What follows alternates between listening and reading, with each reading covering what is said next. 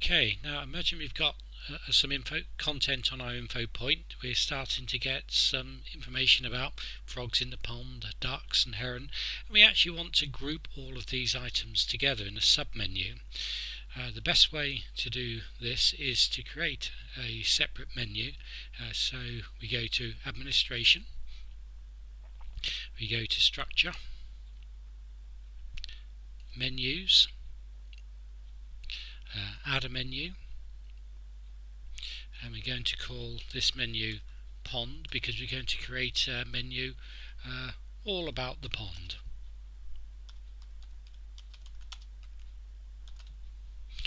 And we save that.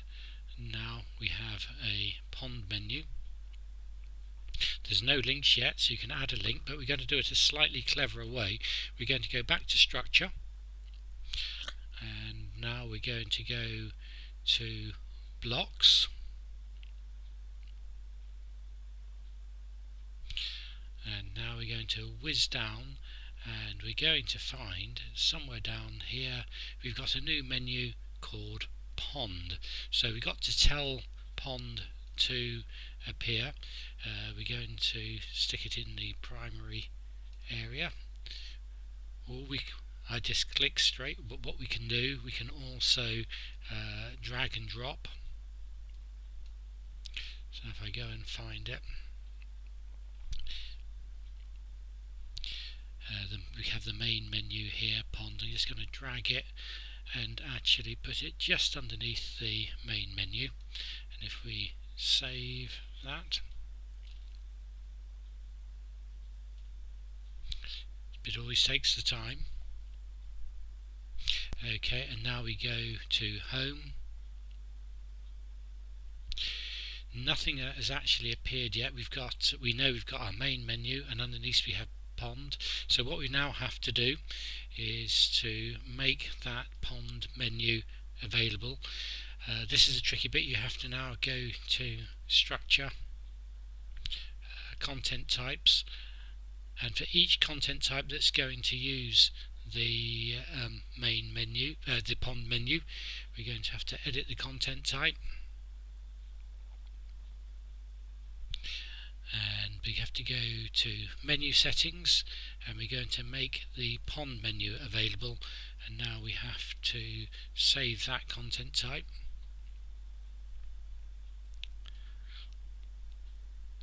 And it's just saved, and what we have to do is make sure we do that for each content type that's going to use the pond menu. So now if we go back to our content, the main menu, see frogs in the pond. What we can do, we can go in and find that frogs in the pond page. We can edit that page, and down here we now have a choice of menus that it appears. We can see the pond menus appeared, so we're going to stick that in the pond menu. Save. You can see the pond menu starting to appear. We want the ducks to be in that menu as well, so we go and edit that page. Down the bottom, once again, go to Pond, save,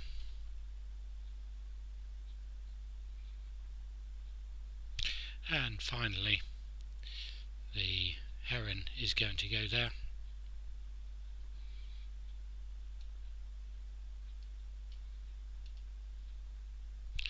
And once again in the pond, do a save,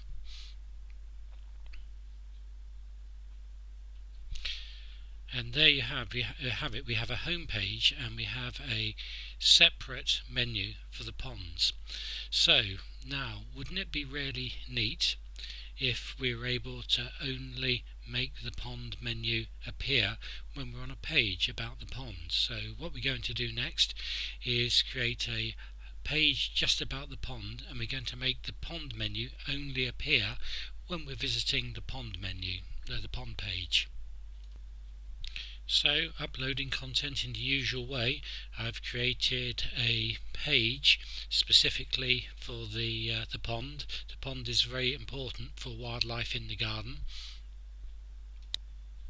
And now we're going to do a little trick with the content. You'll notice, or you may not have noticed, up here in the browser bar you can see that we have an address iplan/content/pond HTML. Now that's the automatic name that the system will give to each page, and we're going to overwrite this now because we need to. All will become obvious in a minute. So if we click on the URL path setting, we're going to overwrite it, and instead of it being content/pond, we're going to type in pond.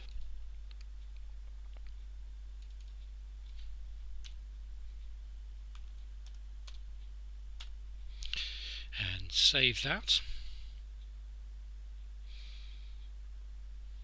And we want to do exactly the same for all the content that's in the pond menu as well. So we visit each item in turn and do exactly the same.